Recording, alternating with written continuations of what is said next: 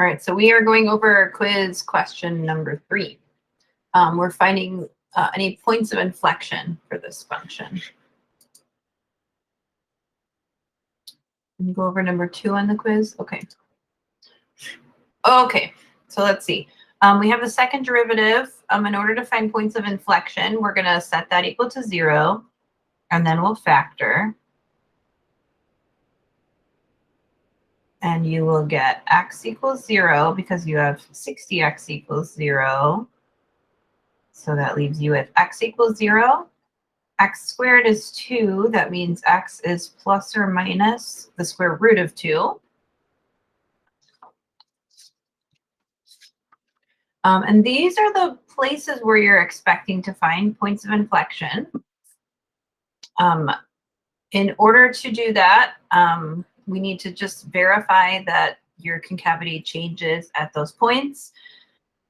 So you can go ahead and set up some intervals from negative infinity to the negative square root 2, negative root 2 to 0, 0 to the square root of 2, and the square root of 2 to infinity. So you're always going to have one more interval than you have possible points of inflection here.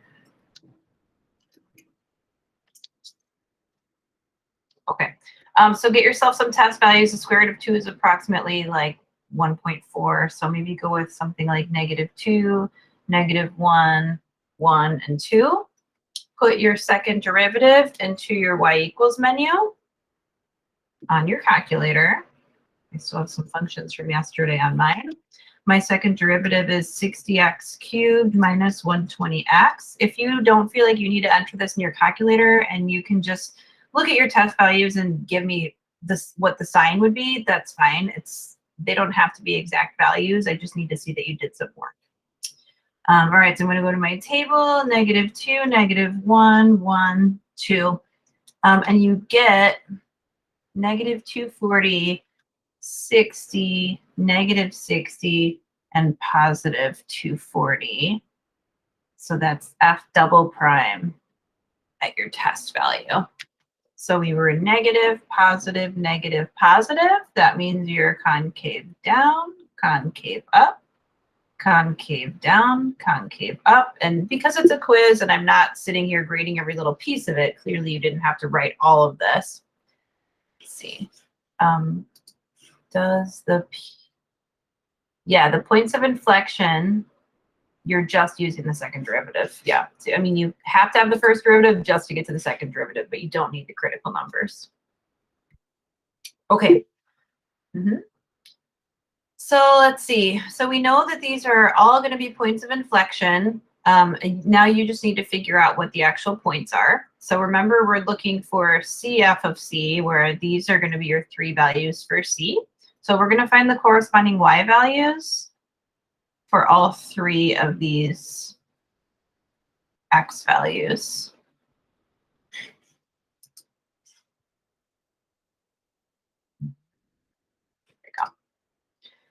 So I'm going to go back to my original function here, which is 3. I'm actually really glad you guys asked about this one. When I was working on it earlier, I was making a mental note to go over this in case anyone didn't ask about it, because it's a really good arithmetic issue here with evaluating this function.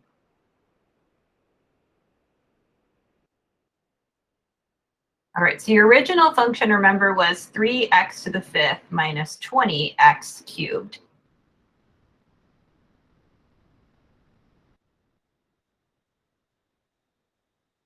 Now, when you evaluate this, I don't want you to feel like, oh my gosh, what am I supposed to do with these radicals? Because remember that really when you take this radical and you square it, you're just going to get whatever root that is back. So when I do this, I kind of split this up into groups of 2. So I take a 2, another 2, and a 1, because I know that I need 5 of them. So remember, you're multiplying, you have the same base, you add the exponents. So 2, 2, and 1. And then the next one is cubed, so I have 2 and 1. And that's just sort of a shorthand way of doing this quickly. Because once you have that, Well, now you have 3 times, well, a negative quantity squared becomes positive, and a radical squared or a square root squared just becomes the radicand itself. So this quantity is 2. The next quantity is also 2. And then you're multiplying then by negative square root 2. And then you have minus 20 times 2, and then negative square root 2. So you end up then with 3 times 2 times 2, which is negative 12 root 2, and then plus 40 root 2, because you have 2 negatives to get that positive. And that leaves you with 28 root 2.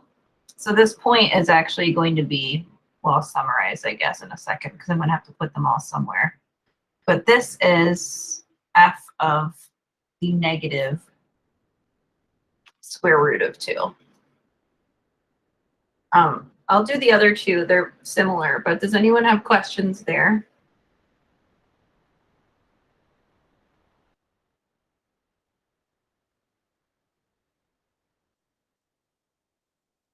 F of 0 is going to be 0. You have 3 times 0 to the 5th minus 20 times 0 cubed, so that's no big deal. And then for the square root of 2, you're going to do the same thing here. If it's to the 5th, you're going to square it, and then to the 1st, and then square it, and to the 1st. Now, if you had a cubed root, you would do something a little bit different. You would cube it as many times as you could, and then just leave off any extras. But since it's a square root, that's why we're squaring it, because we just want to be able to get that 2 to come out.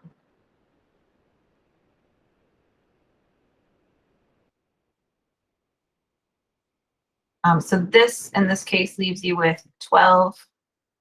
What do we say? It's nothing. 12 root 2 minus 20 root 2. That's not right. Oh, minus 40. I didn't multiply it. That's why. Okay. 12 root 2 minus 40 root 2 is negative 28 root 2.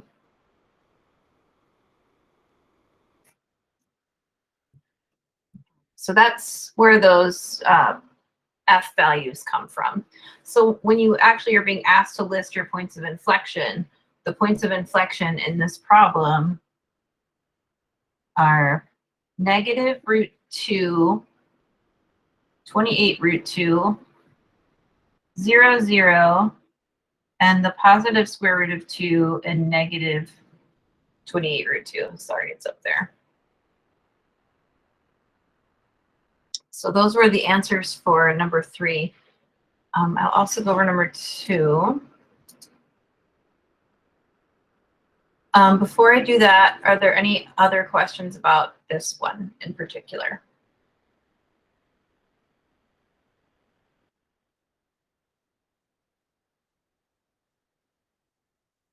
Okay.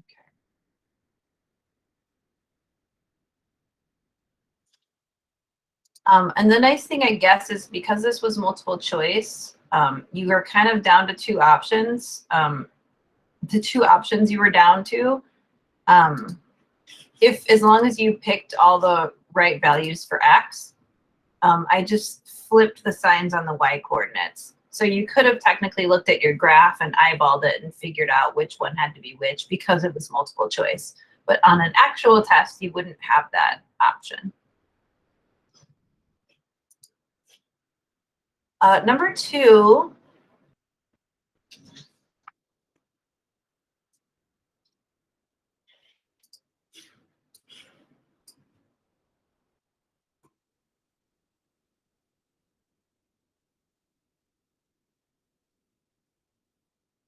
is f of x equals x plus 2 sine x. And we're looking at this on the interval from 0 to 2 pi. We're determining intervals on which the function is concave up and concave down.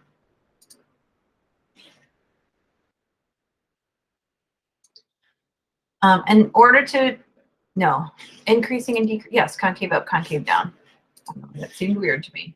Okay. So we're gonna, of course, need the second derivative to do this. The first derivative is 1 plus 2 cosine x. The second derivative is just going to be negative 2 sine x.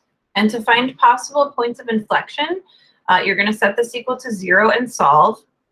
Sine x is going to be 0 anytime you are sitting on the x-axis, because on the x-axis, the y-coordinate is 0.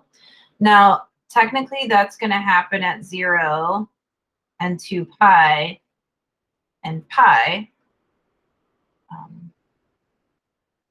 Let's see, x equals here.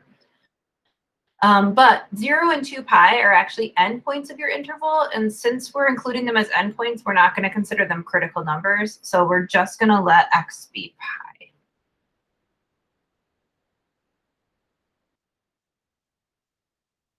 And that's it as far as possible points of inflection.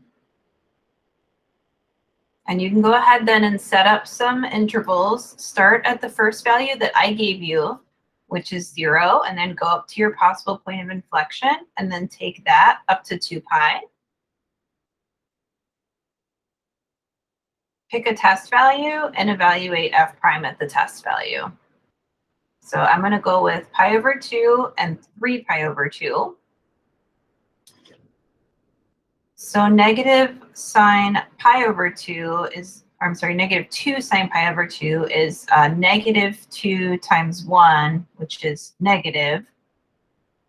Negative 2 sine 3 pi over 2 is negative 2 times negative 1, because remember that here's pi over 2. Down here is 3 pi over 2. And if you're talking about the unit circle, this is going to be the point 0, 1. And this is going to be the point 0, negative 1. Remember that the x-coordinate represents the value of the cosine, and the y-coordinate represents the value of the sine. So down here at 3 pi over 2, the sine of 3 pi over 2 is the y-coordinate 1. And up here, the sine of pi over 2 is the y-coordinate, which is positive 1. So this one's going to be positive in your second interval. So you would say that f is concave up on pi to 2 pi, and f is concave down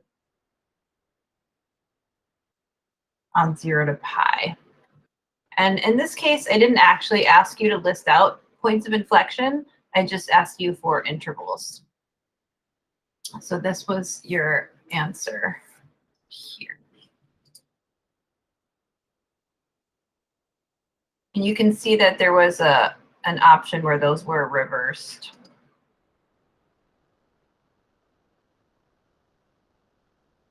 Okay.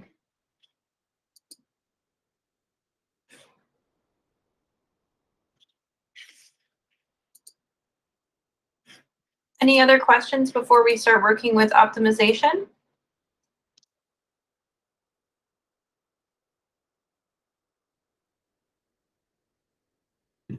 I have a question. Sure. About, like, we're starting the new topic.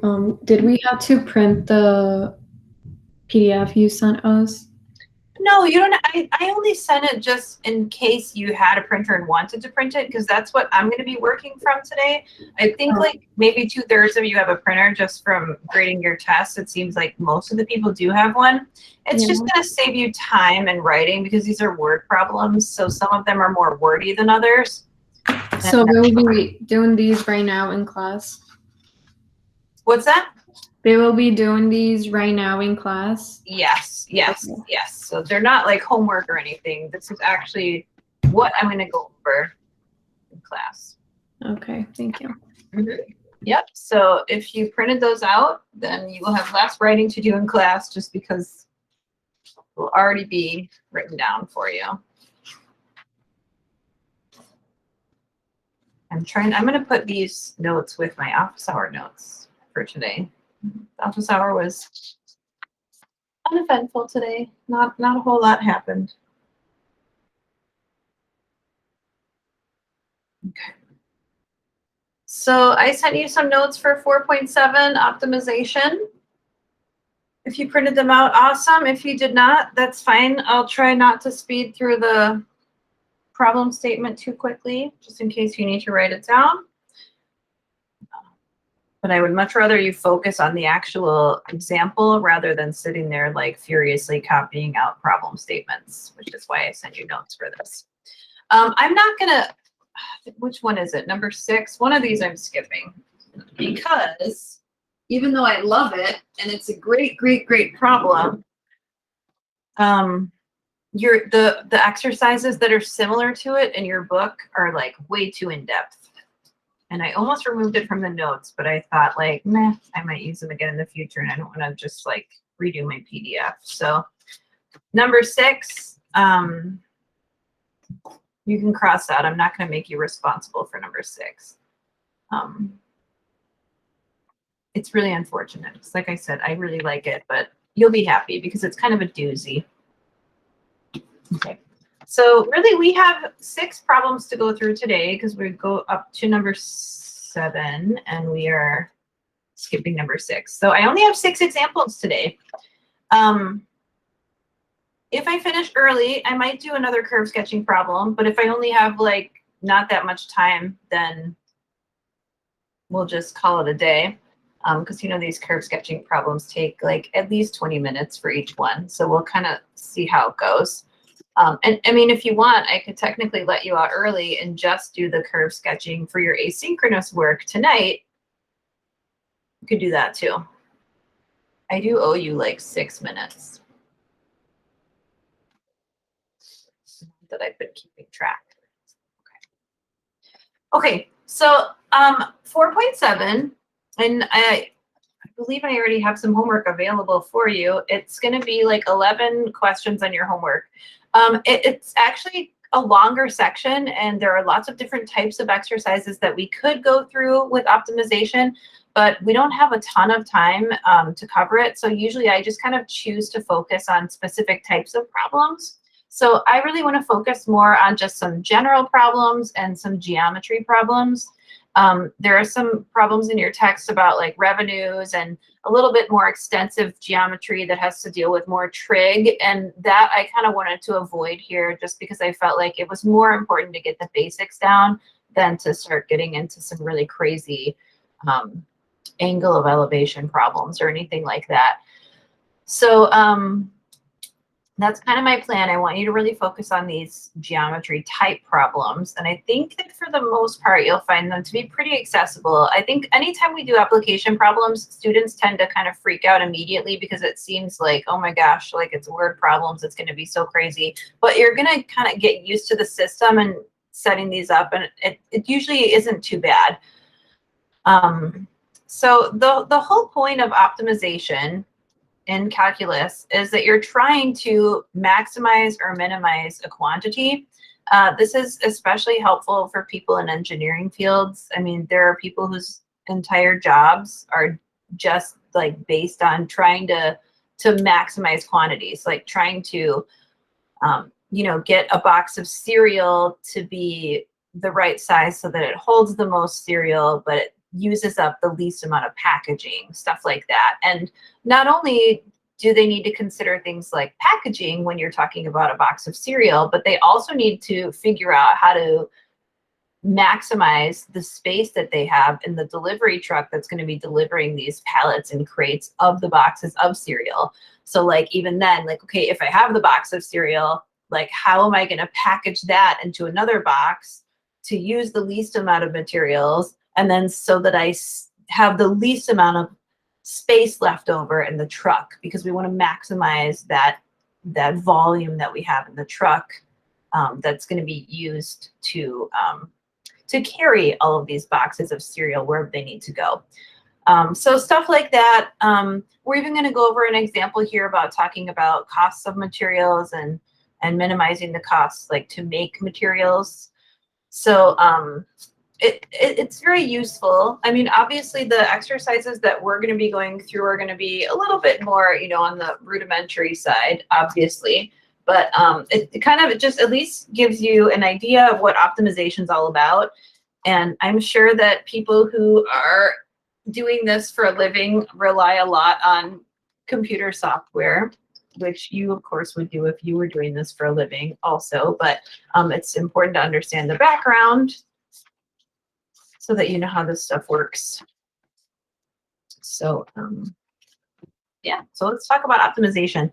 First, I just wanted to give you a general problem that didn't have any context to it because I want you to get used to the way that these problems will work. So I want to just show you how we're going to minimize a quantity and how we're going to check our answer. And then we'll work on applying the actual technique to word problems. So the first example has no context, but like I said, I just want to show you how it works so that you kind of get that down first. So what we're going to do is we're going to minimize this quantity q, whatever q might be. But q is going to be x squared plus 2y squared. Now, x plus y is equal to 3. So you're going to have these two constraints here if you want to think about it that way. And they work together. And if this condition is true, you're trying to minimize that condition. So if x plus y equals 3, you're trying to minimize this quantity q that depends on x and y. So normally what we're going to do here is you're going to rewrite one variable in terms of the other, and you're going to sort of minimize working in one variable. So we don't really want to have two variables, x and y. So you're going to pick one. And it does not matter which one, but normally we'll have f of x. So I'm just going to go ahead and solve in this case for x and say that if I have x plus y equals 3, then it must be the case that x equals 3 minus y. So I'm going to get everything written in terms of one variable first, and then we'll back substitute in the end.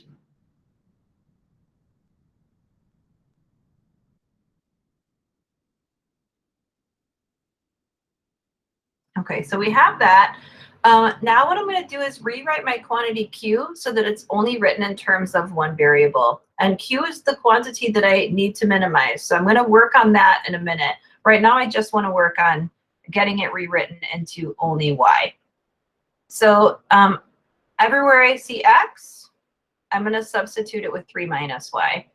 So if it's x squared, it's going to become 3 minus y quantity squared, and then plus 2y squared.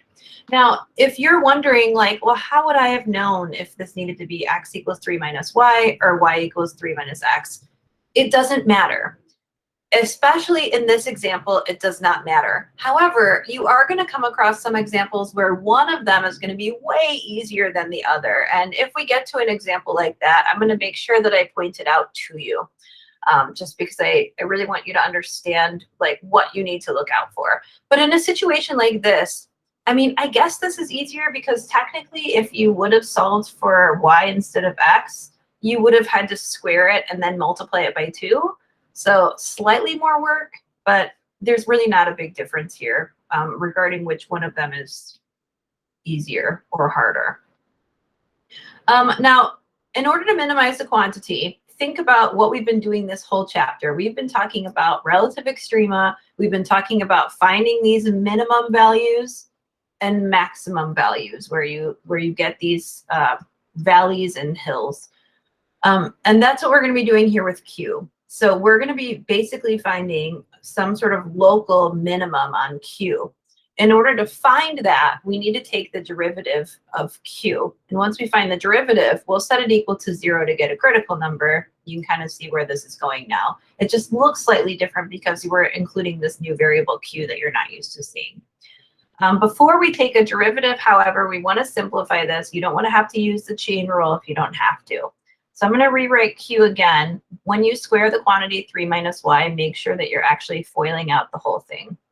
So you're going to have 9 minus 6y plus y squared plus 2y squared.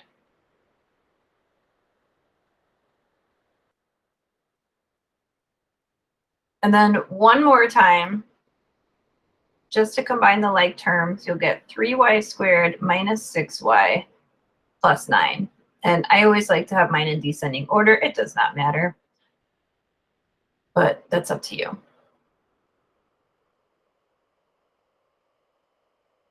And as always, jump in if you have questions.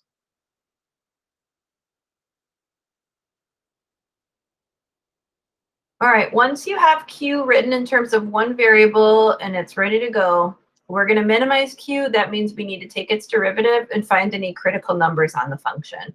So when I take the derivative of Q, in this case, I'm taking the derivative of Q with respect to Y. So just, be careful with your notation. I guess you could technically just say Q prime. One thing that sometimes throws students with this is they wonder, like, why don't I need to use implicit differentiation? And the big thing is that if you use this notation dq dy, I think it's a little bit more clear that we're just taking the derivative of q with respect to the variable y. So we're not trying to take dy dx. We're actually taking a derivative with respect to y. So in this case, we don't need to worry about using implicit differentiation, in case you were wondering. When you take this derivative, you'll get 6y minus 6. And by the way, when you were first learning derivatives back in chapter 2, you actually found derivatives like this, where you were asked to find something like dq dy. It's just that eventually you ended up learning implicit differentiation, and then it kind of screwed with your head a little bit. Okay, so I have the derivative, and you know what we do. We take the derivative, we set it equal to 0 to find critical numbers. And then we get 6y equals 6, and y equals 1. So supposedly, we'll have a minimum if y equals 1. But our solutions here need to represent both variables. So not just y, but x. The nice thing, however, is just like when you were working with systems of equations, we can back substitute here. And we can write x, because we have the equation up here. If we know it's 3 minus y, we know it's 3 minus 1. So we'll have x equals 2.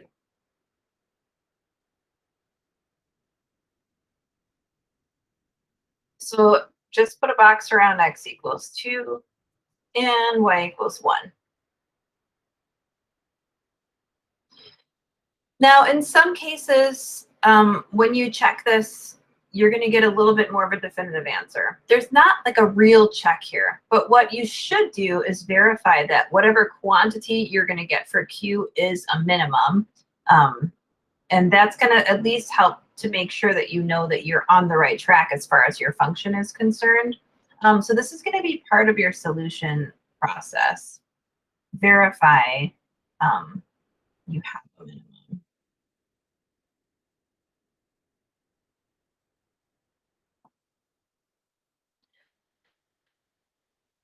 To do that, you can take the second derivative, because yesterday I taught you the second derivative test for local extrema. And when you do that, it's kind of weird in this case because you had a quadratic function. But take the second derivative. If the first derivative was 6y minus 6, then the second derivative is 6. Well, 6 is greater than 0. Therefore, whatever critical number you come up with has to represent a minimum. Now, that doesn't necessarily tell you that your answer is the minimum. It's just guaranteeing that whatever you find, it's going to be a minimum and not a maximum. So this is going to be like 1 point that's added onto your test question, but don't forget about it. You do need to actually show that for these. And then for some of them, like I said, you will actually have to plug in some values and make sure that what you actually got was the minimum. But in this case, because it was a quadratic function to start with, you're going to have a second derivative that's constant. And that will happen more often than you might like.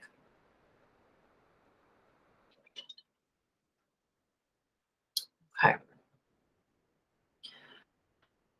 So that's the process for this. Are there any questions here?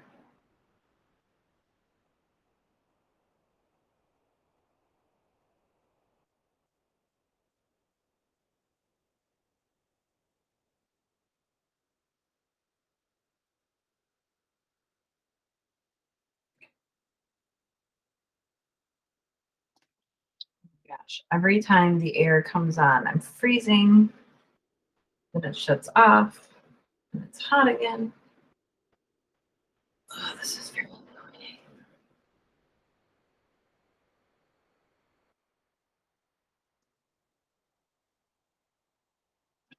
Wonderful. Let's go over another application problem. Now, this is a problem that you would have seen in algebra, but you probably did this different in algebra. When you saw this, and it would have been in maybe not college algebra, maybe it would have been in something before that.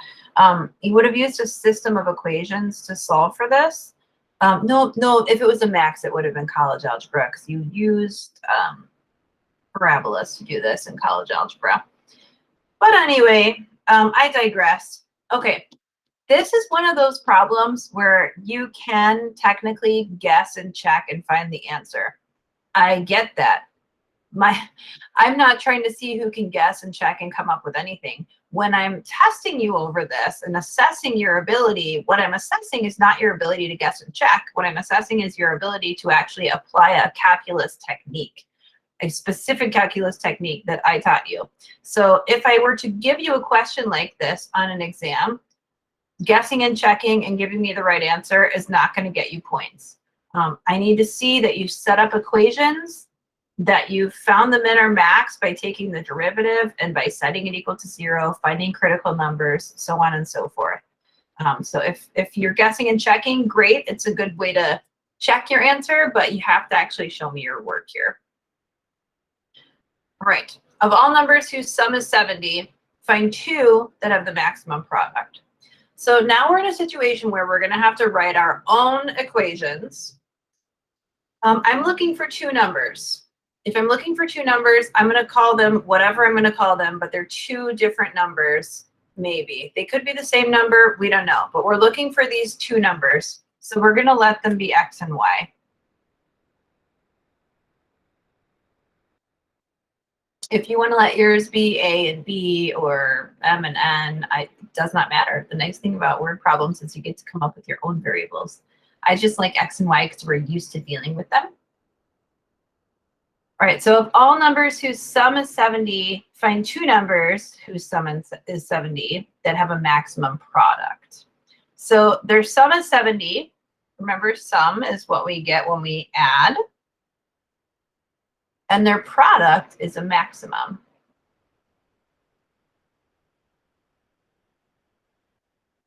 Now, normally we'll write this. I mean, looking back to what you had for Q, you had just Q equals, and then you had a function written in terms of X and Y. We'll just write P equals, and then we're talking about the product of these 2 numbers. Well, your 2 numbers are X and Y. So P will just be X times Y. So whatever you're trying to maximize or minimize, that's where you're going to just have an equation that has only these variables in it, where you'll introduce basically this 3rd variable. But then you should have some other concrete information that goes in the other equation.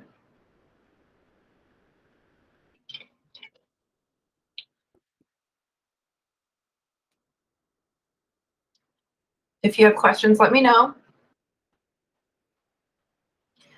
All right, so I'm looking for the maximum product. So P is where I'm going to be taking the derivative because that's what I'm trying to maximize.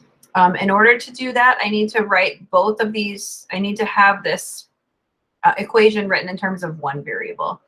So up to you how you want to do that. I'm just going to solve for y.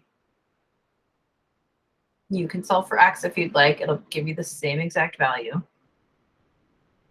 And I'm going to rewrite P now as x times 70 minus x.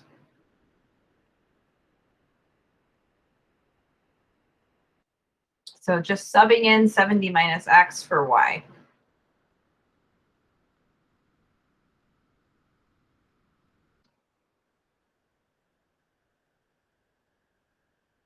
And then I'm going to simplify. And I'll get P equals 70x minus x squared.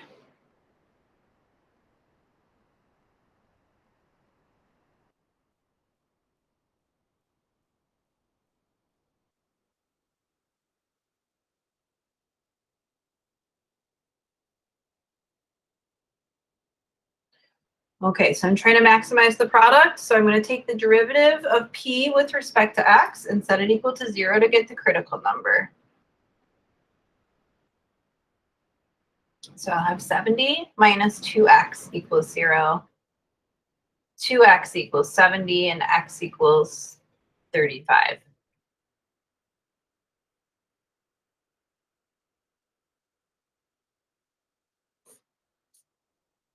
Well, if x equals 35, we know that y is 70 minus x, so 70 minus 35, which also gives you 35. And some of you already, like 10 minutes ago, guessed and checked that the two numbers were 35 and 35. Go ahead, Renee, what's your question? For p equals 70x minus x squared, when you found the derivative, why did you do dp over dq? Why not dp over dx? Oh, I don't know. I had q on the brain. Sorry. It's dp dx. Yeah, that made no sense. Okay. I was thinking about q for some weird reason. Burfin? Could we just say like p prime for that and not just write dp dx? I guess. Cause I get confused sometimes. That's why I usually just do like the little prime thing. It's fine, Burfin. It's fine. As long as you somehow indicate a derivative, I guess I'm not super worried about it. You know, students like primes. They don't like this notation. Okay. Anything else wrong with my dpdx or anything? We're good. So, all right. Wonderful. Okay. I'm feeling so tired today. Sorry, that's probably part of the problem. I don't know what the deal is. That's probably why I'm like freezing cold too. I don't know why I'm so tired. Maybe it's because I'm anticipating that I'm going to be up super late tonight recording your asynchronous lecture, and maybe just thinking about it is making me feel tired. It's not even that I'll be up later than normal. There's just a difference between being up and like hanging out versus like being up and like recording myself lecturing calculus. Not the same. It's very stressful. I don't know why. It just is. I'm always paranoid the whole time. Like, what if my connection goes out? Like, what if this whole time I haven't been recording? Like, what if for some reason I haven't been sharing my screen and I have to do this whole thing over again? I don't know. It just stresses me out. Anyway, we have two values here, 35 and 35. Again, you've got this quadratic situation, but just, take your second derivative just to verify. Use p double prime if you want to. So you have dp dx is 70 minus 2x. And your second derivative then will be -2, which is less than 0, which means whatever values here that you get, you should be obtaining a max. That does not necessarily mean that you found the right numbers, but one would hope that you solved this correctly and found the right numbers. But the nice thing about an application problem that actually has a little more context to it is that you can get a sense for whether or not your answer is correct. Like, for instance, if you're looking for two numbers that add up to 70 and have the largest product possible, I mean, you can start to multiply some things together. 35 times 35 is 1225. But, two numbers that sum to 70 could be like 68 and 2. However, 68 times 2 only gets you to 136. So if you're sort of playing around with the numbers here and wondering, like, does my answer make sense? Well, I mean, it should be pretty clear in this case that yes, it does.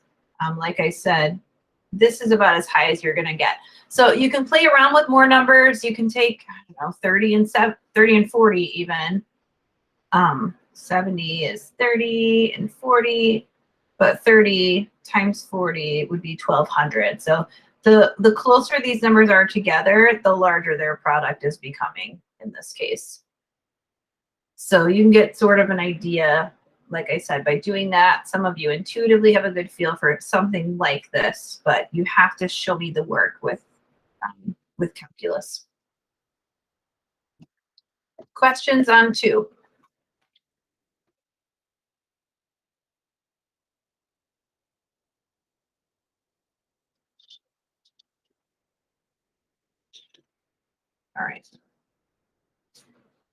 So number 3 is a very standard optimization problem that you'll see in like almost every calculus textbook.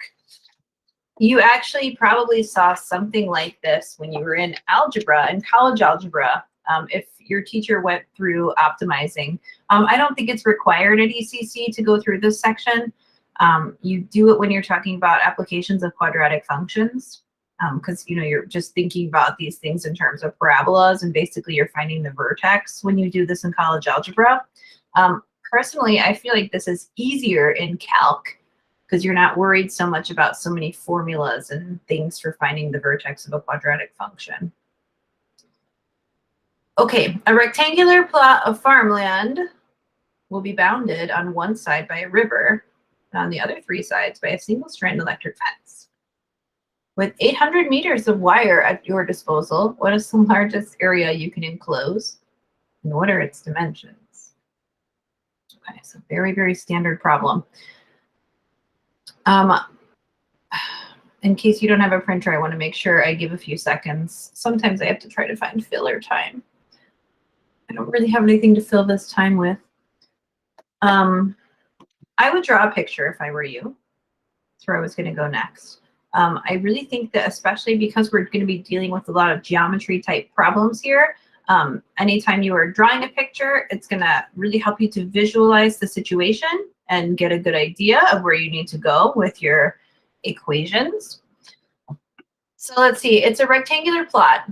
Now it's possible that you could end up getting a special rectangle such that these sides are all the same length and you would end up with a square. That's possible, but you don't know that. So you're going to have to write it out as a rectangle. So let's see. It's bounded on one side by a river and on the other 3 sides by an electric fence. So here's your river. And then, and then by the way, it does not matter how you orient this. I mean, it could be the case that the river is on, it's going lengthwise against the river. That's possible too. If that's true, that's going to come out in your solution. Sorry that mine doesn't look that rectangular. It's a little bit crooked, but you get the gist. Now, you can go ahead and label these sides because you know it's a rectangle. You know that these 2 sides are going to be the same length. And because they're going up and down, for me, I'm going to label them Y. But if you want to label them something else, be my guest. And then I'm going to label the other one X because it's horizontal. Now, the side that's bounded by the river doesn't get any fence. It's just the other 3 sides that are getting the fence. Now, you have 800 meters of wire to use.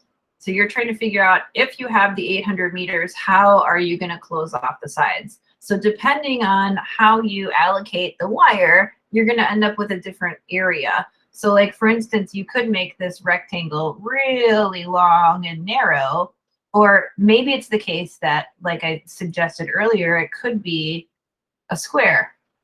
So it kind of depends on how you decide to distribute this this wire among your border. So you have 800 meters of wire to use. So that means that whatever you use for this side Y, plus whatever you use for this side X, plus whatever you use for this side Y, is going to be equal to 800. You're not going to use less than 800. You're going to use all 800 meters, but you only need to cover these 3 sides.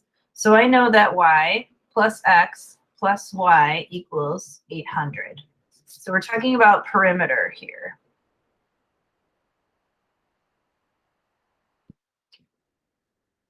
So that's one of the things you're going to need. And of course, you're going to want to simplify this because we're going to be using this in our second equation when we come up with it. So you're going to have X plus 2Y equals 800.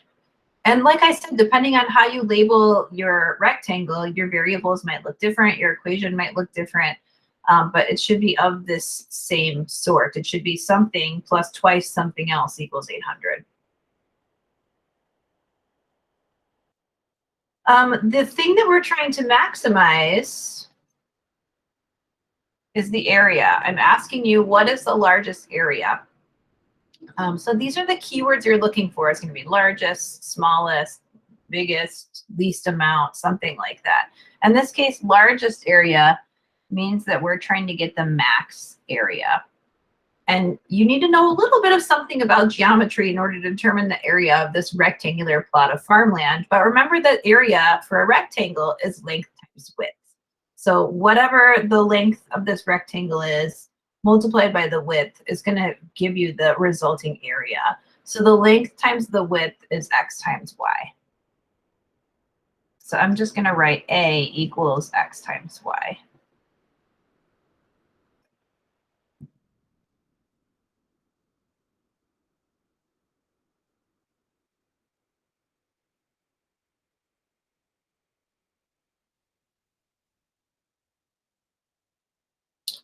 Okay, now you have two options here as far as subbing in one expression in terms of the other.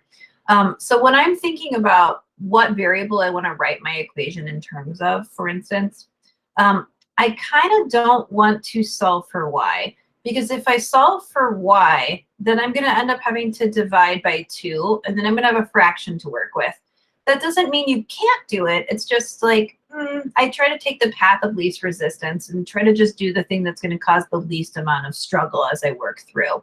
So if I solve for x, I can just subtract 2y from both sides, and then I don't have to divide anywhere. So that's what I'm going to do. I'm going to say that x equals 800 minus 2y. Now, once you have that, you can sub it in to your area equation. So I'm trying to maximize the area. I can now say that the area is, well, I'm going to sub out x with 800 minus 2y times y. And then we'll simplify and take the derivative. I mean, technically you can take the derivative here, but I wouldn't. Product rule and chain rule, why would you do that? Terrible. Okay, so we'll have 800y minus 2y squared.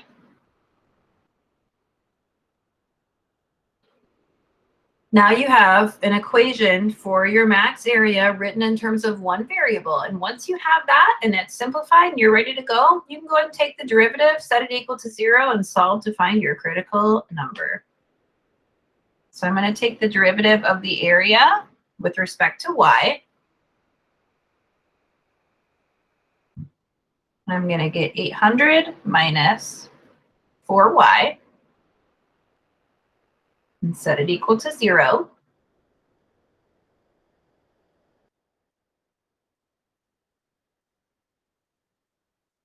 $800 equals 4y. Divide both sides by 4, and you get y equals 200. Don't forget that on an application problem, you need units. Remember that x and y represented meters of wire that you were going to be using. So when you write y equals 200, maybe not here, but at some point, you need to give me a unit. If you give me a unit here and just say m, well, then that part of your problem is done, and you're not going to need to summarize somewhere else for me. Just pop a unit on there.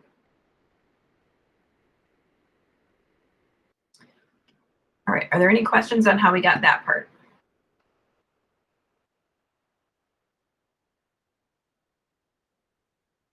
So we know that x is 800 minus 2y. We have this equation up here. If we have that, we can go ahead and solve for x using this value of y that we just found.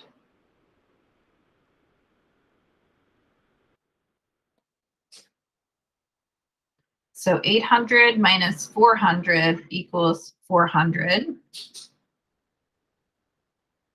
So we'll say x equals 400 meters.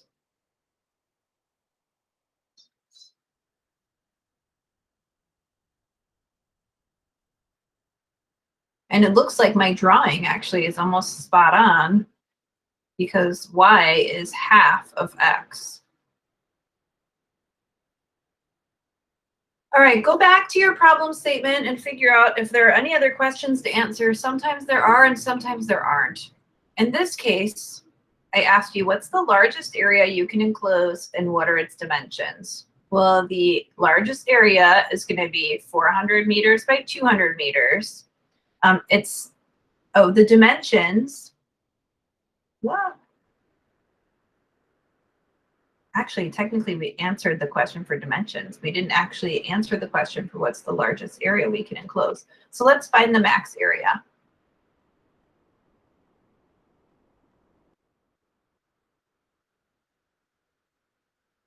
So we had area is x times y, and remember we had that from up here. So what is the largest area we can enclose? Well, the largest area we can enclose is 200 meters by 400 meters, which is going to be 80,000 meters squared. It's an area, so its unit is going to also be squared.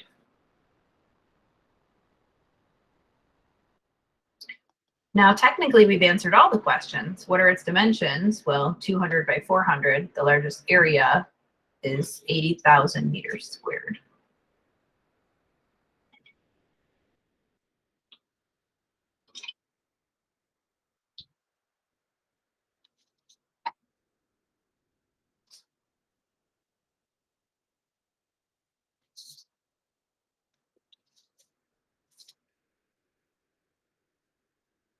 All right, 3 down, 3 to go. Questions on number 3.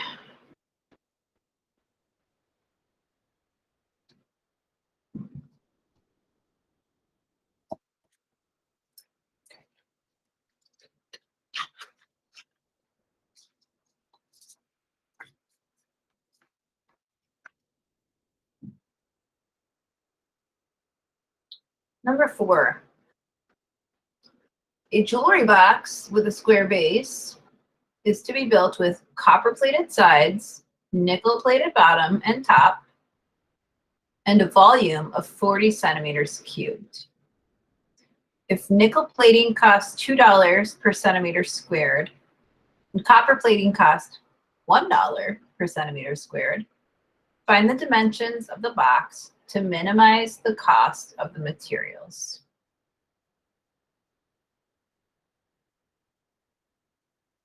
If you're still writing that down, I'm going to remind everybody that your final is 2 weeks from tonight. We're going to be done 2 weeks from tonight, you guys.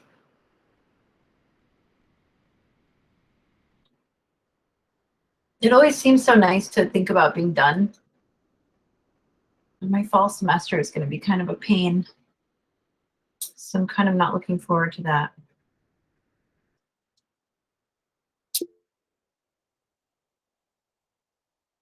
Oh, is there going to be an exam review on WebAssign for this test or for the final, Morgan? This test. Yeah, I'll put one on there right now. I don't know. No, actually I won't, because I don't know if I covered the same exact stuff. Oh, sure. I mean, I'll put it up there now. Sure. Yes. Yes, there will be one. Test for review optional. Schedule. Sure. I think we should be good here. Okay. Yep, there's a test review on WebAssign.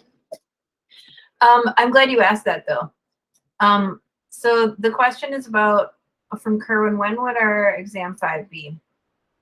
It's a great question. I was going to think more about that this weekend. I'm totally perplexed by what to do with our last week of school because of the weirdness that we have with being off Tuesday. And I can't force you to come in Tuesday because it's technically not on the schedule. Oh, yeah. Victoria, I'm going to get to that question in a second. So I'm kind of torn. What I'm thinking I might do, and I can get away with it because it's summer and everything is truncated in the summer, is test you Wednesday over chapter 5 and Thursday give you your final exam, but I don't want to do that. But otherwise, we're just going to be rushed to get everything finished because you would have to take your chapter 5 test Monday, the week of your finals, and then we would do a review class Wednesday. Now, I'm not totally anti on that, but in the past, I have very low attendance during the review class because I always tell people, like, you can come if you want. You don't have to come because you can review on your own, and it's really just like an open question session. So it's kind of a waste of very precious class time. I might even send out a survey and see what people's comfort level would be with testing on chapter 5 Wednesday and having your final Thursday. We can see what people think about that. I think it would be fine. I have done it in the past. I just prefer to not do it. So ideally, I would have had your chapter 5 test Tuesday and your final exam Thursday, and we would have had a review day in between. But unfortunately, that's just not the way it would have worked out. So Morgan wants to know then, could we have a review on Tuesday? Yeah, absolutely. So if I did test 5 Wednesday, final Thursday, absolutely, I would come on Tuesday night and do a review with you. And back to Victoria's question, a test review for the final exam, I do have one. I have to post it, but I think there are like 2 questions that we didn't cover that are on there that I wanted to remove. And I can't remember them off the top of my head. But I remember I didn't get to it last semester either, and I didn't remove them. And then I forgot to tell students to not do them, and there was confusion. So I wanted to remove them first. But I will post that at some point this weekend. Let me get my stickies out. Post final exam review. I don't think I have a final exam review on WebAssign though. It's possible, but I, for some reason, don't think there is one because but oh yeah, I remember I reposted all the test reviews. So you know how they were all like due and then you can't do them anymore? I just switched the due dates back up to the final exam just so that you can do them again.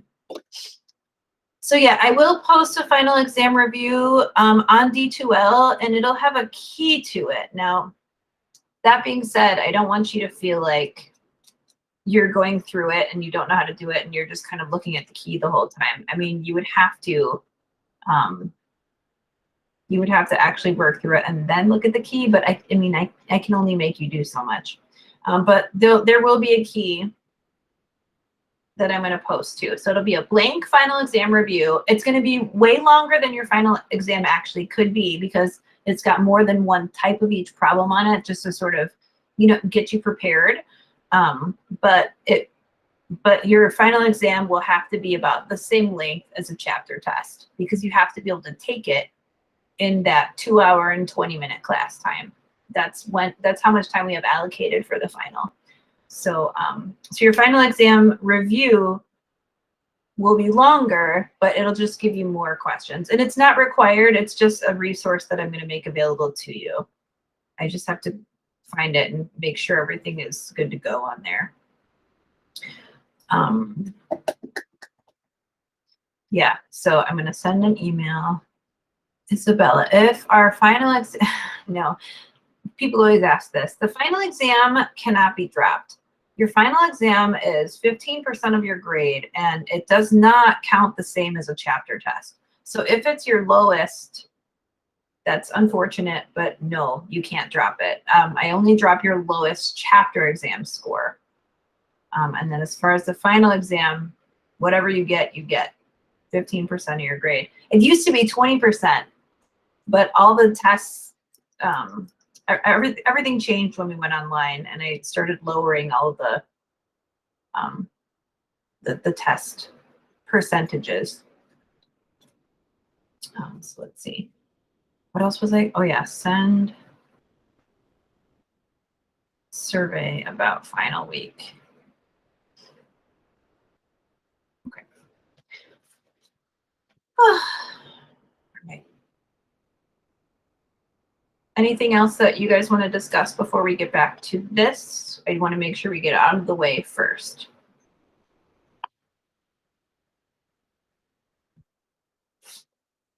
Okay.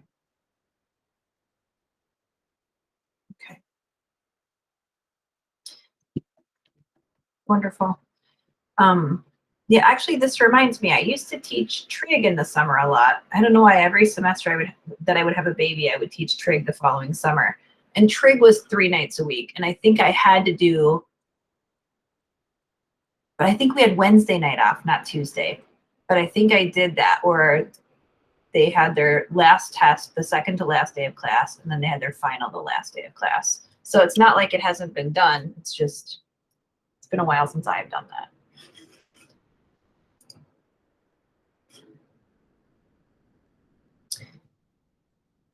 Luckily, chapter 5 is a little bit shorter for you guys.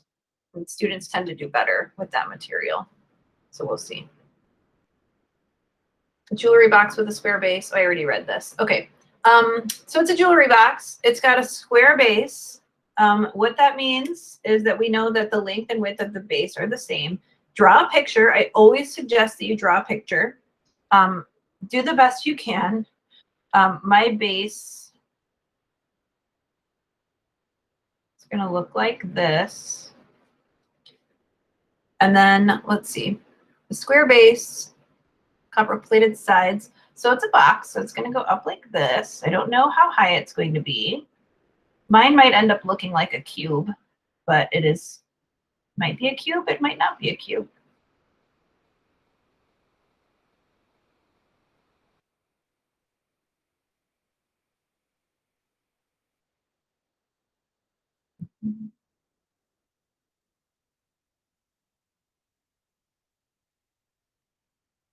Okay, so you have this jewelry box.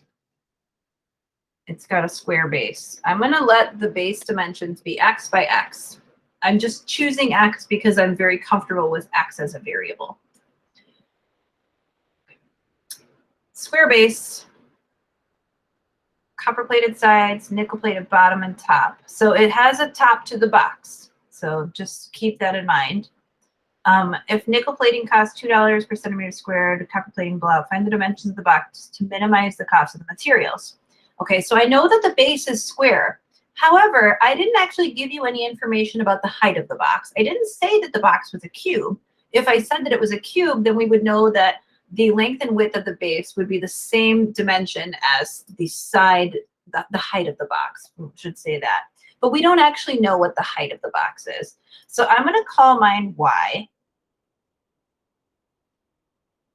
You can call yours whatever you want, but I'm going to let y be the height of the jewelry box.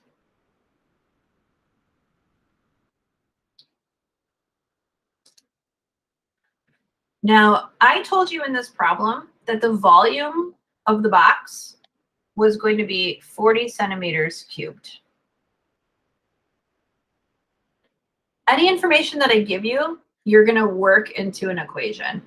You actually have enough information to write an equation for the volume because you actually have a numerical quantity for the volume.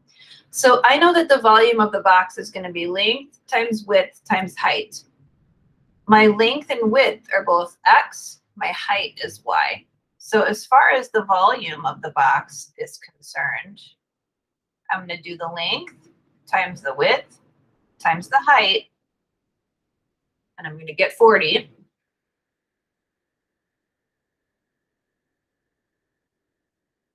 And I can just rewrite this as x squared y equals 40. Okay, so that's one equation. Remember, I need 2 equations. Think now about what you're minimizing. You're minimizing the cost. In order to minimize the cost, what we're really talking about is minimizing the cost and how it relates to the surface area.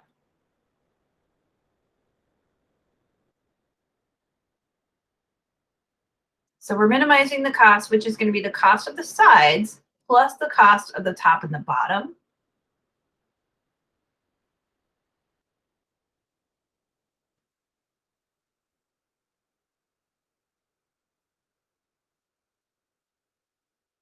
And we're going to have to write a separate expression for this.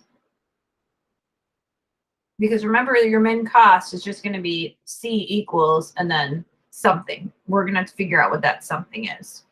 Now, the reason the top and the bottom kind of go together here is because it says that the sides are going to be copper plated and the bottom and top will be nickel plated.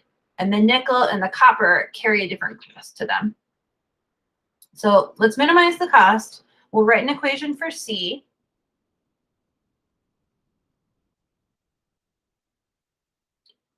So first I want to talk about the cost of the sides.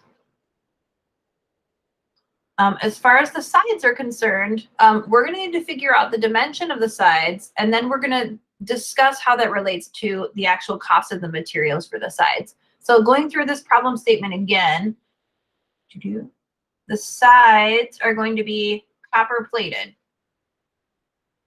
I know that the copper plating costs $1 per centimeter squared. So I'm going to get these square dimensions and I'm going to multiply them out by that dollar per centimeter squared. And then we're going to get rid of that actual dollar with some dimensional analysis. All right, so the sides of the box, remember that your side is going to be represented by, of course, this is also y because it's just the height of the box. This is driving me crazy because it's not parallel and it's making the side look funky. You just do the best you can here.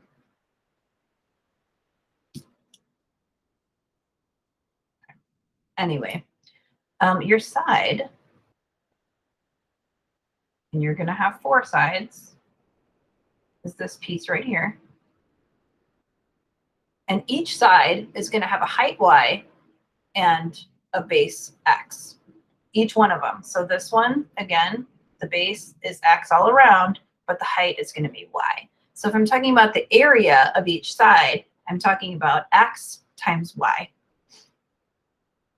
And I've got 1, 2, 3, 4 sides. It's a box. It's got 4 sides to it. So I'm going to go ahead and write down the surface area for each side. So 4 times x times y. And this is the surface area for all 4 sides.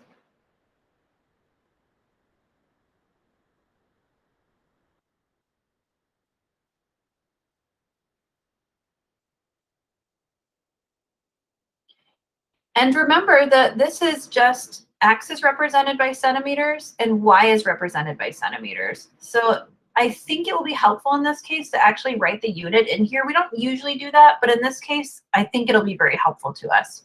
So we'll write this as centimeters squared because you have x centimeters times y centimeters.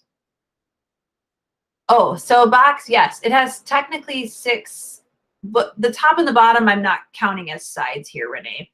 So yes, you're technically right. A box would have 4 like walls and then a top and a bottom. I guess I'm considering the side as more like walls in this case. So the top and the bottom are each going to be square, whereas the sides of the box that are vertical, those will be maybe rectangular. We don't know because they're not x by x, they're x by y. You're welcome. Yes. It is not the case that every box has 4 panels. If you want to think about them as panels, I'm thinking of sides as the vertical pieces.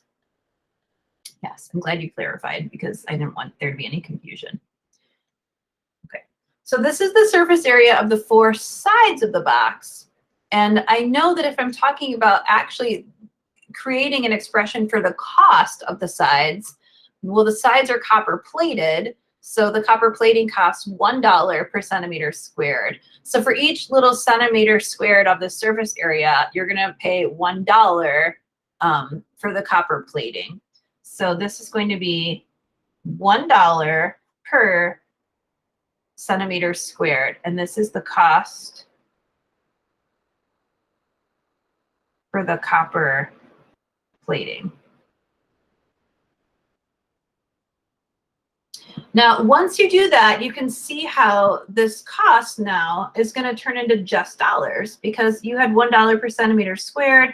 we had a surface area in centimeters squared. Well, we're going to be able to cancel out the centimeters squared, and we're just going to have dollars for cost. But whatever we do, we have to add that to the cost for the top and the bottom for a jewelry box. All right, I'm going to finish this expression and then let me know if something is not clear. So we talked now about the sides of the box. Now we'll talk about the top and the bottom. So I know that the surface area of the bottom by itself is x times x, so just x squared. And the surface area of the top is also going to be x times x, because remember, it's a square base, and it must be the case, it's a box, that the bottom and the top would have the same dimensions. So I'm going to have twice that quantity x squared to represent the surface area of the top and the bottom. So x squared for the bottom, another x squared for the top gives you 2x squared. And this will be measured in centimeters squared. And we know that the top and the bottom are nickel plated, and the nickel plating costs $2 per centimeter squared. So we're going to multiply this by $2 per centimeter squared, and this is for the nickel plating.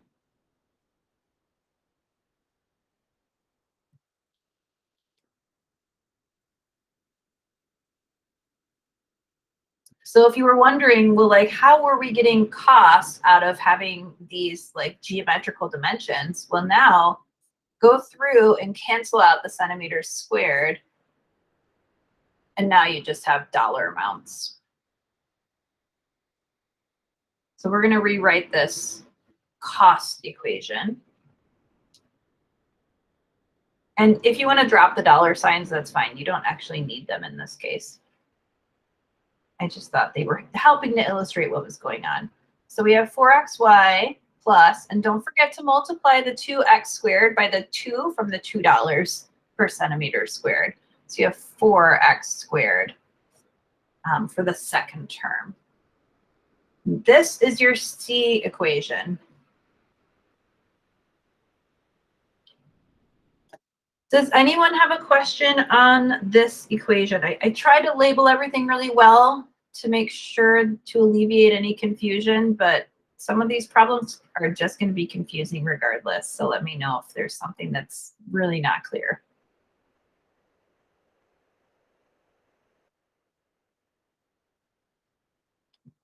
Okay. All right. Well, now this part of the problem is going to be much easier. We have an equation for volume.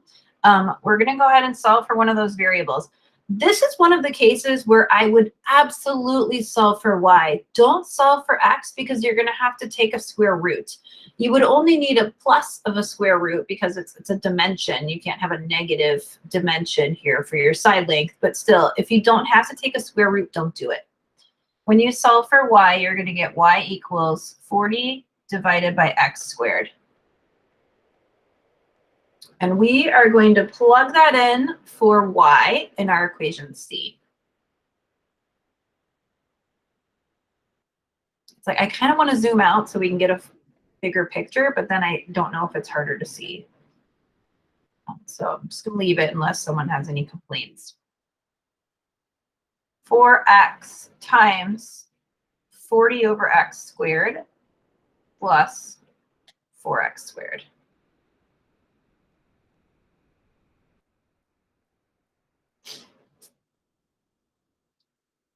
So 4 times 4 is 16, so we'll get 160.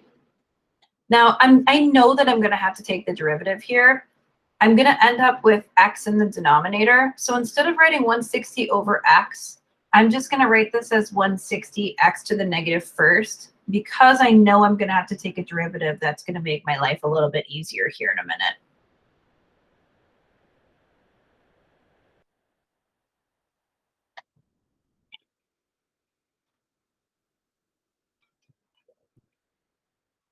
All right, so let's go ahead and take the derivative of c with respect to x. I'm going to get negative 160 x to the negative second power plus 8x. We're going to set that equal to 0.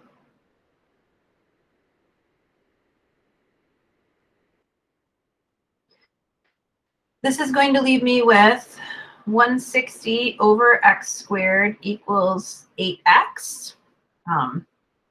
You don't have to solve it this way. You know what? I'm going to go back and get one fraction because that's what I've been doing this whole time, and I'm really trying to be consistent here. So that's what I'm going to do. I'm going to take the time for the consistency.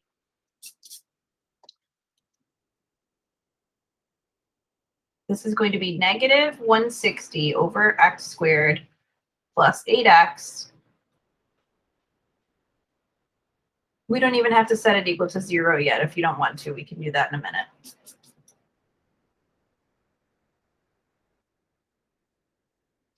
And then we'll go ahead and get a common denominator of x squared. When we do that, we're going to multiply 8x by x squared, and we'll get plus 8x cubed. And that whole quantity is going to get divided by x squared. Okay. So that is your first derivative. We're going to get critical numbers by looking at where your first derivative is equal to 0. Notice, by the way, that your first derivative does not exist when x equals 0. However, x is a dimension on your box. And if x is 0, you don't have a box. So don't worry about a critical number at 0, because in this case, it means nothing to us.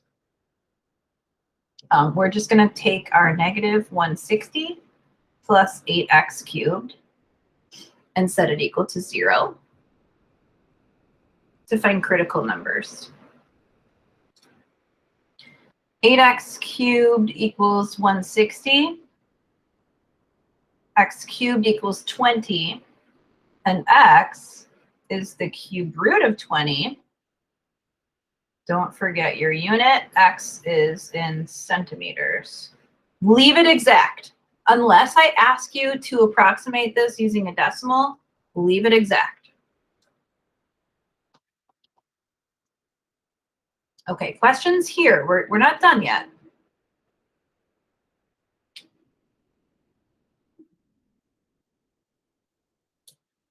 Find the dimensions of the box to minimize the cost. So we know x.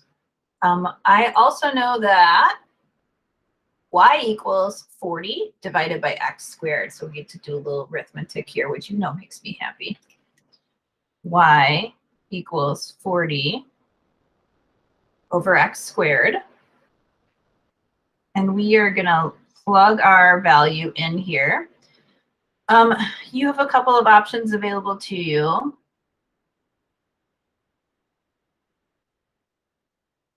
Technically, we can write it like that.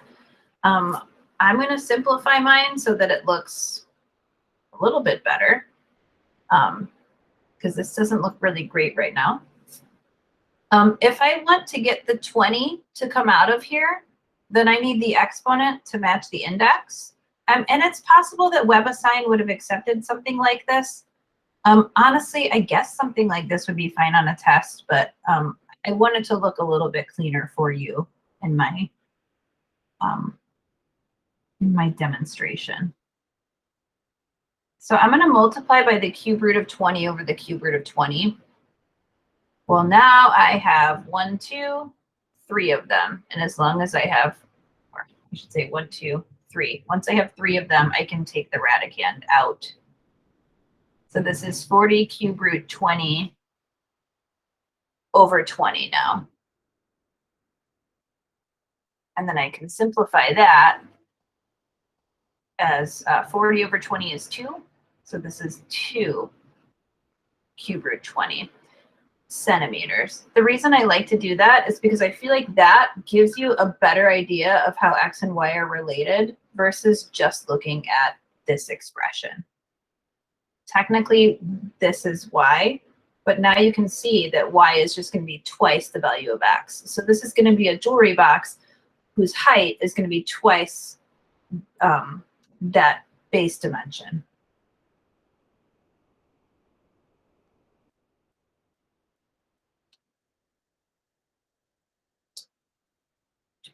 Find the dimensions of the box to minimize the cost of the materials. Well, we did that. The last thing you need to do is verify that using these quantities, you're getting an actual minimum. And we'll do that by taking the second derivative of the cost with respect to x.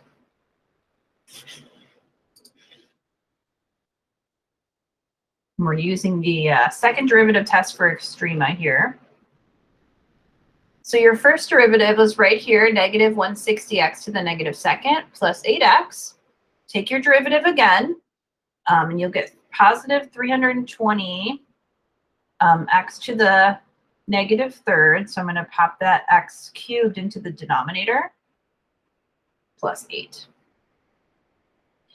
Now your value of x is positive. You're going to cube it. It's still going to be positive. You're going to add 8 to it. It's still going to be positive. You do indeed, when you use this dimension, oh, sorry, I meant to say gives you a minimum. That's the opposite though. So the quantity is greater than 0, hence you do have a minimum. Now, I didn't actually ask you to find the minimum cost. I just asked you for the dimensions of the box that give the minimum cost. So remember, if I actually ask you to find the minimum cost, which you can do on your own, no big deal, you would just plug that into your cost equation. So I'll just write a note on here. To find the minimum cost, in case you were asked to find it, you're going to take C equals 4xy plus 4x squared and sub x and y with the values that you found. So the minimum cost is represented by this equation. You have an x, which is the cube root of 20, and a y, which is twice the cube root of 20. Sub those in, and I'll actually give you the value for it would be, I don't know why I have this, $88.42.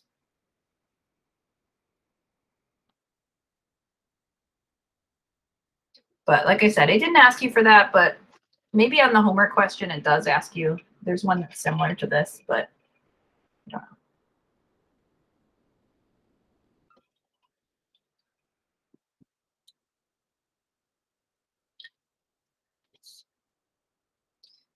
know. So I definitely think that's one of the harder ones. And the next one is a little harder. The last one, number 7, is easier. It seems like I always ask students, which one, do you want to do the easier one first and then do like the harder one at the end? And they're always like, no, no, no, no. We want to end with the easy one. So I leave the easy one at the end. I mean, easy is relative. Number 5. There's one kind of similar to this on the homework. Same idea, not the same, but similar. A solid is formed by adjoining 2 hemispheres. Remember that a hemisphere is like half of a circle to the ends of a right circular cylinder.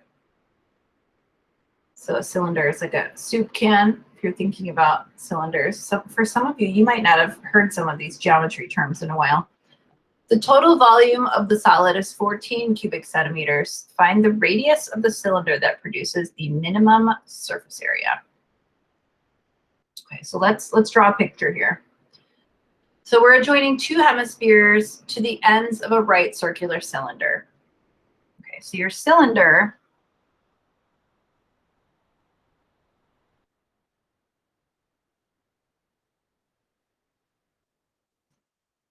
looks kind of like that. And here's the radius of the circle on the cylinder. That's R.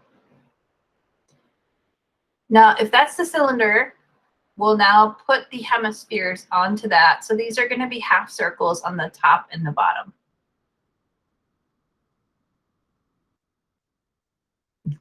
I used to use this perfume that came in a bottle that looked just like this, and it had like 2 mini bottles of the perfume on each side. I don't know. My husband, for some reason, hated it, and it made no sense to me why he hated it. So I had to stop using it because he wouldn't stop complaining about it. And every time I do this problem, I think of that perfume and how much I miss it in my life. It's like my signature scent. Terrible. All right. These are your hemispheres. If you want to draw your R down here too, you can, but obviously it's going to be the same radius.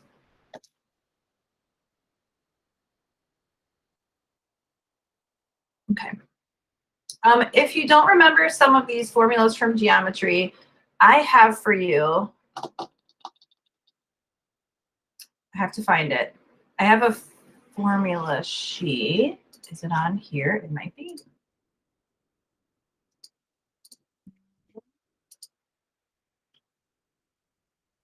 Trig, derivatives.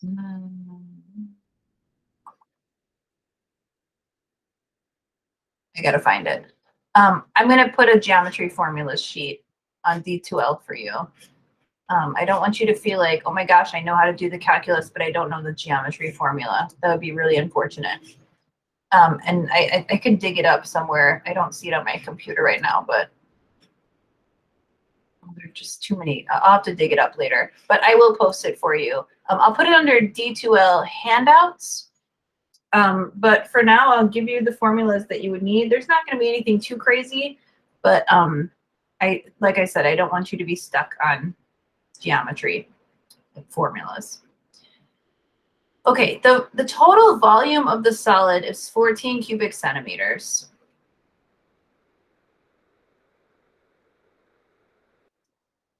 We don't have a whole ton of information, but we have that. When we're talking about a right circular cylinder, we usually think of that in terms of height being h. I'm going to give you a formula that deals with that, but h is going to be the height of your cylinder.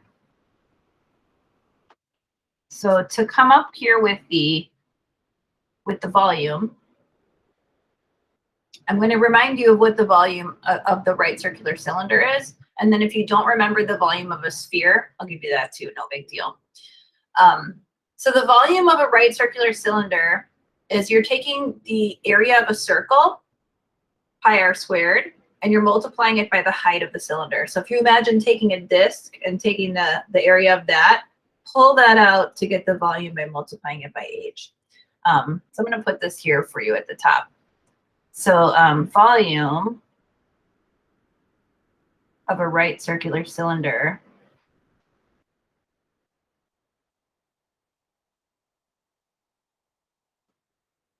is not 2 pi, pi r squared h.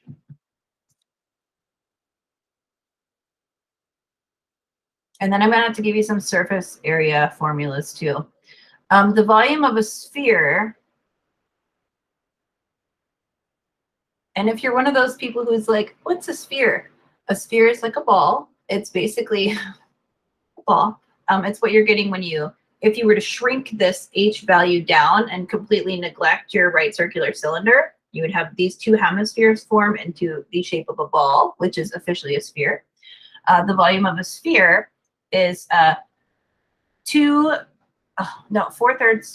pi r cubed. 4/3 pi r cubed.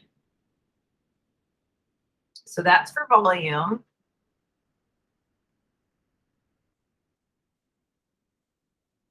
And since I'm going to be asking you to minimize surface area, I'm going to give you some equations here for surface area for the same quantities. So the surface area of a right circular cylinder, if you imagine creating a soup can, the circumference of the can would be 2 pi r, and then this, to get the surface area, you're just multiplying it by the height. So, so the surface area of the right circular cylinder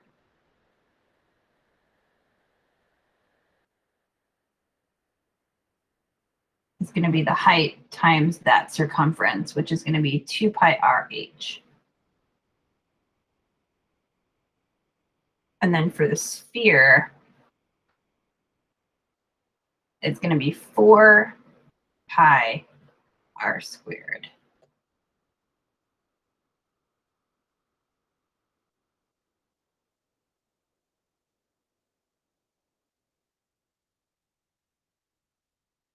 So those are the formulas we're going to use.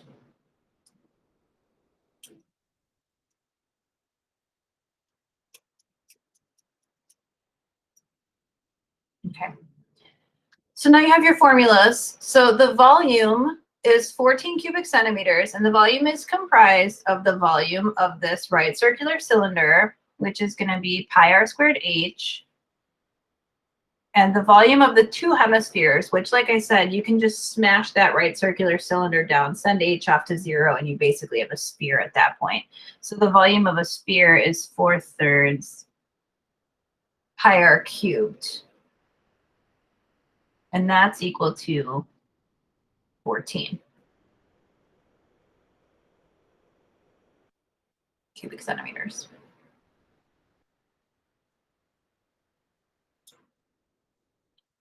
So we're finding the radius of the cylinder that produces the minimum surface area. So I'm going to minimize surface area. Usually when I do surface area, I just abbreviate it SA. If you want to just make a big S, that's fine. I tend to not do that because S's look like 5s. I don't know. You decide. So we're going to let the surface area be the surface area of the right circular cylinder plus the surface area of the sphere. So that's going to be 2 pi RH plus 4 pi r squared. So with this one, there's not actually as much of like coming up with your own equations. It's just being able to figure out which equations you need to pull from your formula sheet, which I will give to you. It's somewhere, I promise.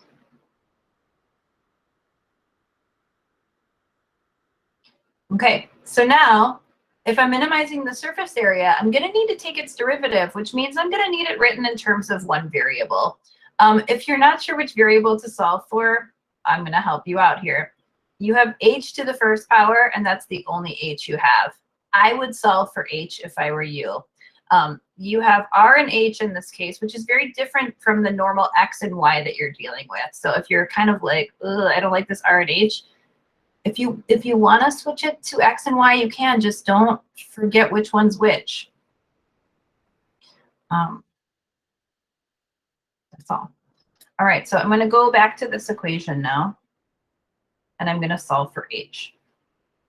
So I'm going to take pi r squared h equals 14 minus 4/3 pi r cubed. And then we're going to divide every term by pi r squared to get h by itself. I think one of the things that makes this problem a little bit harder is just the pi. Sometimes students aren't actually very comfortable working with pi.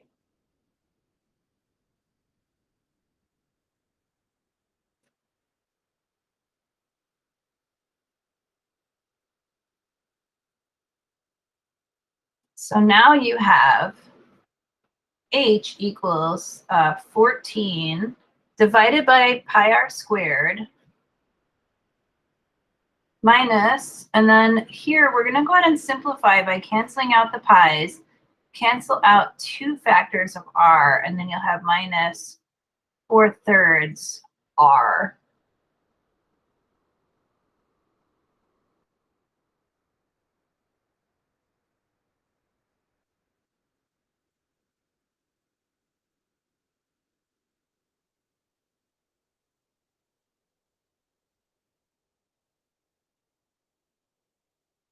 Okay.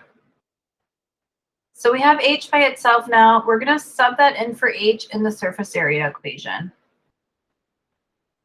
So we have 2 pi r h.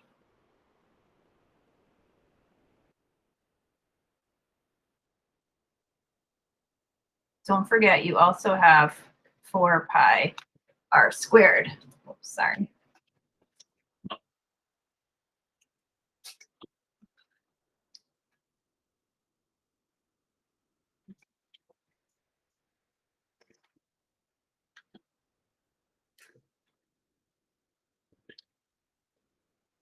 Okay.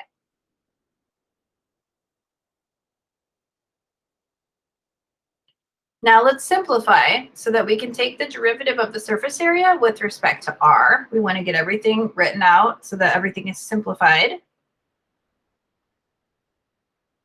So when I distribute here in the first term, I'm going to cancel out the pi and one of the r's. And what that's going to leave me with is 28. The pi's will cancel, and I'll have an r in the denominator. So I'm just going to write that as r to the negative first power, since I know I'm going to be taking the derivative. When I distribute to the second term, I'm going to get minus 8/3 pi r squared.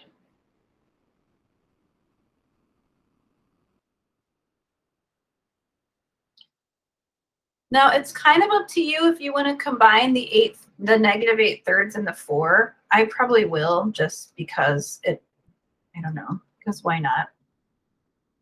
So you'll have 28 r to the negative first, and then plus 4/3 pi r squared when you combine like terms.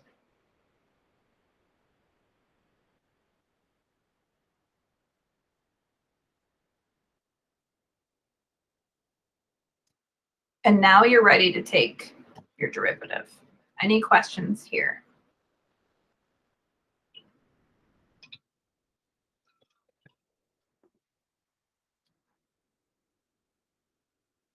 So the derivative of the surface area with respect to r is going to be negative 28 r to the negative second power. I'm just going to write this as r squared in the denominator. You write yours however you would like. And then plus 8/3 pi r.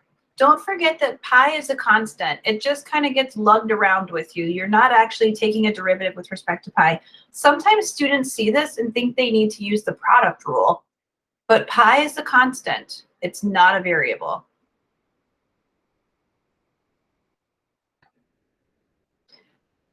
All right, so we're getting there. We have our derivative. We'll go ahead and solve this the way that we have been. I'm going to go ahead and make this one fraction. Our LCD will be 3r squared. So I'm going to multiply the negative 28 by 3 to get 84. And then I'm going to multiply the second term by r squared. So I'll have plus 8 pi r cubed. And that whole thing is divided by 3r squared.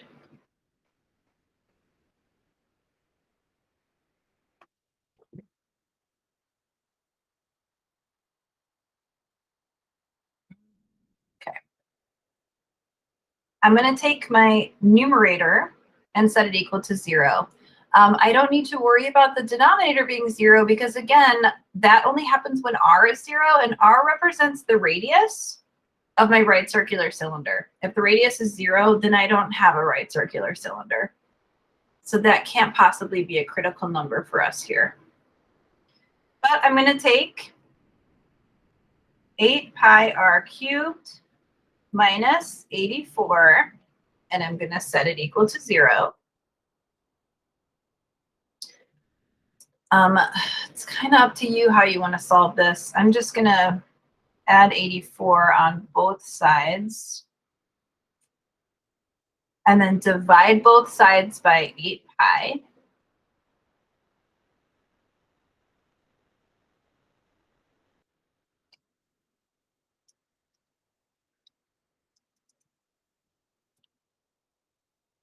Um, 84 and 8 have a common factor, so I have r cubed is 21 divided by 2 pi. And then r is going to be the cubed root of 21 over 2 pi. I got an email question from a student yesterday asking if this was okay. This is okay. If I ask you for an exact answer, it's fine. Technically, the denominator is not rationalized, but you're not required to do that in this class. This is measured in centimeters.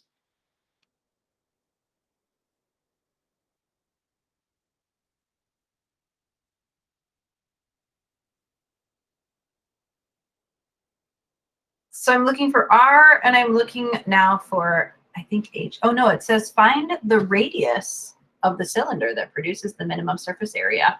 I did not ask for the height, so technically you've answered the question. Take the second derivative of the surface area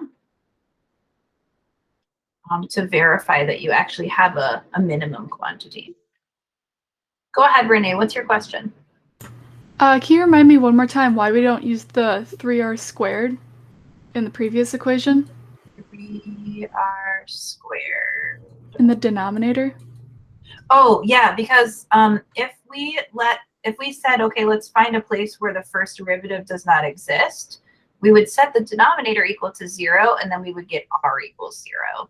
Well, remember that r represents a radius. So normally we'd be totally fine with that. But in an application problem, if your radius is 0, well, then you have no circle that you're working with. So you have no cylinder. And at that point, you have no figure that you're working with. Because r is 0, your hemisphere is nowhere. It's just like a point in space. So you don't actually have a figure at that point. R is just kind of telling you how wide this cylinder opens. So all right, so you just throw it out then? You don't need it anymore? Yeah, I mean, technically it's a critical number, but it's in this particular application, it can't possibly represent a minimum for our surface area.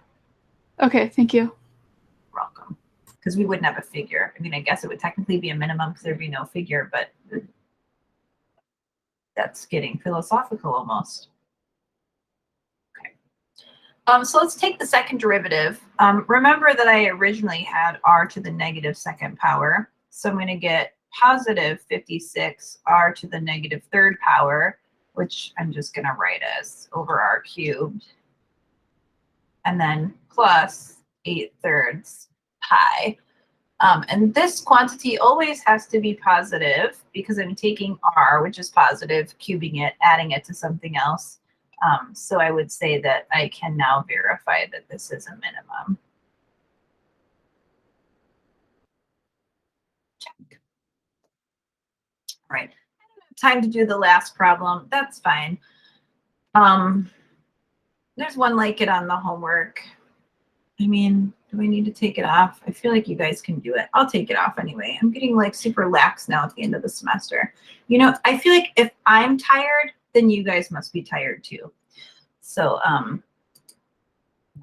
always taking it easy on people in the summer. Not at first. We have to be crazy first. And we can kind of loosen up a little bit. So I'll take that problem off, whatever it is. You'll have 10 homework questions to do on whatever this section is, 4.7. Okay, so just a reminder, you do have an assignment for, I think it's like 6 questions or something from the last bit of 4.4 on the second derivative test for Extrema. That is on WebAssign and it is due tomorrow. It's very short. Then I put up an assignment for this stuff on 4.7. It's going to be 10 questions. It's going to be due on Monday. Also tonight for your asynchronous work, whenever you get to it, I'm just going to finish up curve sketching. So I'm going to do more, like maybe 1 or 2 more examples using rational functions. Then I'm going to do a polynomial and a radical. I might do 2 polynomials and 1 radical.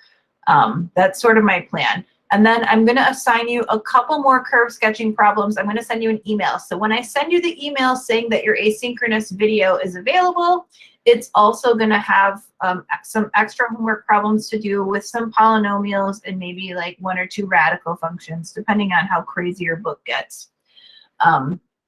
So you'll have that to work on. The homework that is due by hand for graphing will be due on Monday at 6 p.m. You're going to turn it in on D2L.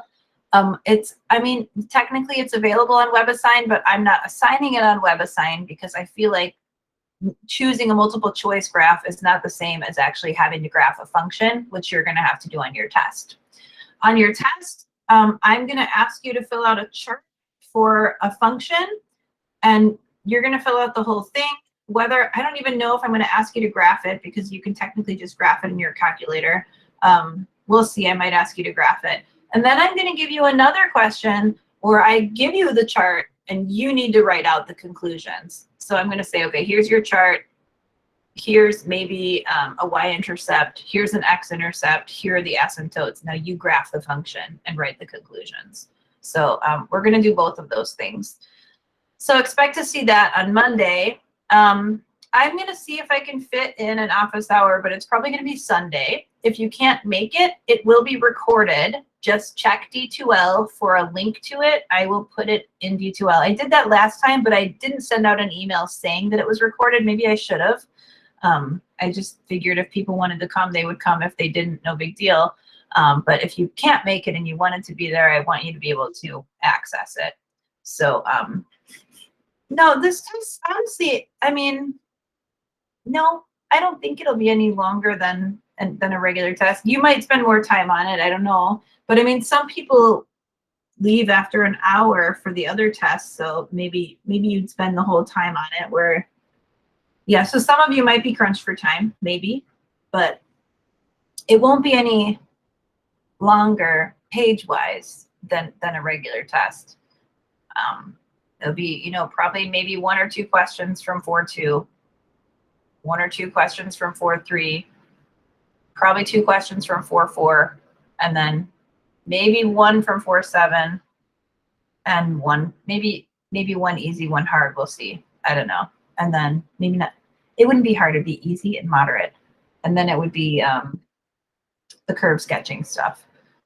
So might be 6 pages instead of 5, just because you're going to need extra space. But I like to make it 5.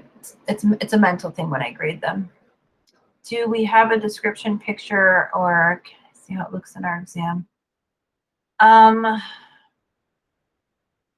see. You might want to email me about that, Kwang, so we can discuss. Because your questions that I'm going to put on your exam are going to pretty much look the way they do on your WebAssign homework. Any other questions?